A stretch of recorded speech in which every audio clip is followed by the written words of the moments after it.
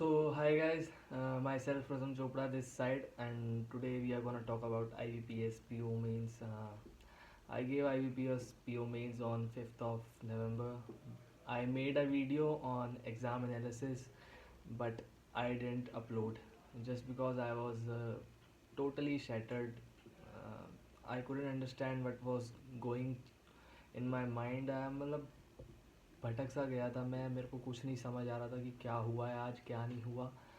बहुत एक्सपेक्टेशंस लेकर गया था मैं एग्ज़ाम के अंदर, एंड मेरे को खुद को लगता है कि मैं एक्सपेक्टेशंस पे स्टैंड नहीं कर पाया। मैं रीजनिंग सेक्शन में ब्लैंक आउट हो गया था। मैंने रीजनिंग सेक्शन की सबसे ज़्यादा प्रैक्टिस करी है, मतलब जब से मैं प्रिपरेशन कर रहा हूँ तब से लेके अब तक प्रैक्टिस करी है। वो मेरे प्रीलिम्स में दिख भी जाता होगा जब मैं स्कोर कार्ड शेयर करता हूँ। बट मेंस में मेरे साथ ऐसा हुआ कि मेरे से कोई भी पज़ल नहीं बन रही थी। मैं जिसको स्टार्ट करता था ना, मतलब मेरे अंदर कॉन्फिडेंस आ ही नहीं पाता था कि मैं उसे स्टार्ट करूं। एंड मैं इस बारे में बात भी नहीं करना है, आप सब लोगों ने एनालिसिस देख ली होगी जो भी है। मैं अटैम्प्ट्स वगैरह बता देता हूँ अपने। रीजनिंग में मैंने करे थे रीजनिंग में मैंने करे थे 16 नंबर का मैंने अटैम्प्ट करा है। 16 नंबर का अटैम्प्ट करा है, 12 सिंगल नंबर के, दो नंबर के। एंड एक्यूरेसी 10 नंबर तक की तो है, 10-11 नंबर तक की तो है, उसके बाद की मेरे को पता नहीं है। थोड़ा सा ना इधर उधर हो गया था, इनबैलेंस हो गया था चीज़ें। जीए में मैंने 16-17 अटैम्प्ट करे थे, उसमें मेरे कितने सही हैं मैंने चेक करा है, 8-9 तो सही हैं, बाकी मेरे को पता नहीं है, मेरे को याद ही नहीं है। और इंग्लिश की बात करता हूँ तो इंग्लिश में मैंने 28 या 29 अटैम्प्ट करे थे। मेरे को एक्यूरेसी का नहीं पता होता, बट इंग्लिश मेरे को ईजियर साइड पे लगी। एंड क्वांट की बात करें तो मैंने नौ नौ मेरे ख्याल से 21-22 नंबर का अटैम्प्ट करा है। 9 2 नंबर के करे हैं, 3 या 4 सिंगल नंबर के करे हैं। डिस्क्रिप्टिव पूरा करा है मैंने, तो ठीक था। पेपर ठीक था, मेंस के हिसाब से था। बट सेक्शन में मेरे को क्या प्रॉब्लम लगी रीजनिंग के अंदर कि टॉपिक्स नहीं थे यार जिसको हम मेनली स्कोरिंग टॉपिक्स मानते हैं ना अपने, कि हम डायरेक्शन डिस्टेंस में स्कोर कर लेंगे, सिलॉग्स में हम स्कोर कर लेंगे, इनइक्वालिटीज़ में सॉल्व स्कोर कर लेंगे। वो टॉपिक्स थे ही नहीं, तो मेरे को लगा कि यार होने चाहिए थे, सारी पजल डाल दी।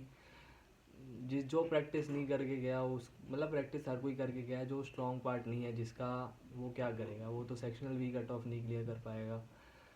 तो ये पॉइंट मेरे को थोड़ा बेकार लगा एग्ज़ाम का, पर हम क्या कर सकते हैं, नौकरी उन्होंने देनी है। एंड बात रही भाई कट ऑफ की, तो cut off is a myth, totally myth. मैं बता रहा हूँ अपने लास्ट एक्सपीरियंस के हिसाब से। मत सुनो भाई कट ऑफ क्या आ जाएगी, कट ऑफ हमेशा अलग जाती है। तुम बहुत बड़े एनालिस्ट बन जाओ, वैकेंसी कम कर लो, घटा लो, पिछले 10 साल का डाटा देख लो, कोई फ़र्क नहीं पड़ेगा, कट ऑफ अपने हिसाब से जाएगी। ठीक है, वैकेंसी ज़रूर, वैकेंसीज बड़ी है तो कट ऑफ में फ़र्क आएगा। बट मत करो भाई यूट्यूब पे किसी पे भी भरोसा। हमने पेपर दिया है, हमारा दिल जानता है। ठीक है, वो एनालिसिस के बेसिस पे बताए जा रहे हैं कट ऑफ इतनी जाएगी इतनी जाएगी। किसी को पता भी नहीं होता अपनी एक्यूरेसी कब कहाँ चीज़ गलत हो जाए, नहीं पता होता। एंड तो बात रही मेरी, तो मैं तो उम्मीद छोड़ चुका हूँ। उम्मीद इसलिए छोड़ चुका हूँ क्योंकि अगर कट ऑफ क्लियर भी हो गई मेरी, पर्सनल बात कर रहा हूँ, अगर कट ऑफ मेरी क्लियर भी हो गई तो कट ऑफ से ऊपर इतने नंबर आएंगे नहीं। और इतने नंबर आएंगे नहीं तो उसके बाद झूठी उम्मीद होती है, क्योंकि मैं लास्ट ईयर इसी कट ऑफ मेरी क्लियर हो गई थी, तो मेरे को लगा था नौकरी मिल जाएगी, इंटरव्यू देंगे 1 तारीख को, अपना बढ़िया रिजल्ट आएगा, नौकरी हाथ में। बट ऐसा कुछ नहीं हुआ, कट ऑफ से 1.5 नंबर ऊपर था मेरा बस। और बहुत ही ज़्यादा दुख हुआ था कि नहीं सिलेक्शन हुआ। तो इस बार भी लग रहा है ऐसे ही होगा। इंटरव्यू में हाँ पहले से ज़्यादा स्कोर कर लूँगा, but that won't be that much enough to get through the final cut off. Let's see what happens. आप लोगों को भी यही एडवाइस करूँगा कि पढ़ लो मेंस का, बिल्कुल पढ़ो, एक्सपीरियंस के लिए बिल्कुल देना चाहिए। एक्सपीरियंस काम आता है भाई, बहुत काम आता है। मैं पूरा कॉन्फिडेंस हूँ अब इंटरव्यू को लेकर। पिछले साल मैं बिल्कुल भी कॉन्फिडेंट नहीं था, 1 साल दिया, मैं बहुत ज़्यादा कॉन्फिडेंट हूँ कि मैं फाड़ दूंगा, मतलब इंटरव्यू में तो ऐसे तैसे ही कर दूंगा, बस मेरे को इंटरव्यू देने दो। ठीक है, तो कॉन्फिडेंस बिल्टअप होता है इंटरव्यू देने से। एंड उसकी भी बातचीत करेंगे जब मेंस का एक बार रिजल्ट आ जाएगा इंटरव्यू की। तो सीधा अभी फोकस रखो कि पढ़ते जाओ। लाइन अप में पेपर है, एसबीआई का है, जिसका प्री क्लियर हो जाए उसका मेंस का होगा। एलआईसी असिस्टेंट की नोटिफिकेशन, ईएसआईसी की नोटिफिकेशन आने वाली है, एसबीआई क्लर्क की। मेरे को नोटिफिकेशन पता नहीं आई है नहीं आई है, पर हाँ, इनके बारे में सुन रहा हूँ मैं। और LIC के वो क्या नाम है, RBI असिस्टेंट का एग्ज़ाम है। तो पढ़ते जाओ पढ़ते जाओ, पढ़ाई कभी वेस्ट नहीं जाती, ठीक है। और कट ऑफ वगैरह पे ध्यान मत दो, जितनी आएगी आएगी।